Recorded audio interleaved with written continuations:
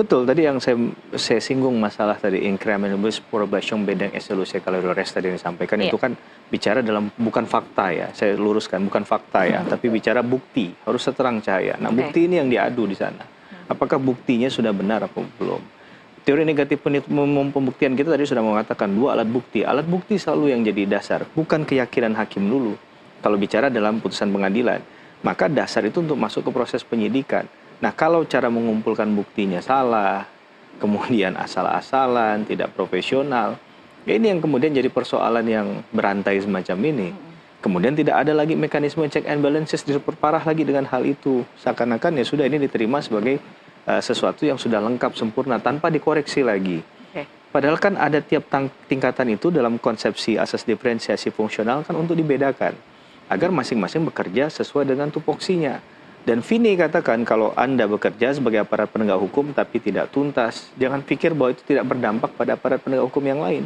Inilah dampaknya. Jadi saya nggak mau bilang ini sebagai efek domino ya, karena ada negatifnya di situ. Tapi inilah efek berantai dari hal-hal yang menurut saya ya menormalisasikan sesuatu yang salah misalnya. Maka ini harus dikoreksi. Kalau sudah sampai tahap PK dan ini sudah jadi atensi publik, tidak ada kata lain, semuanya harus dibuka.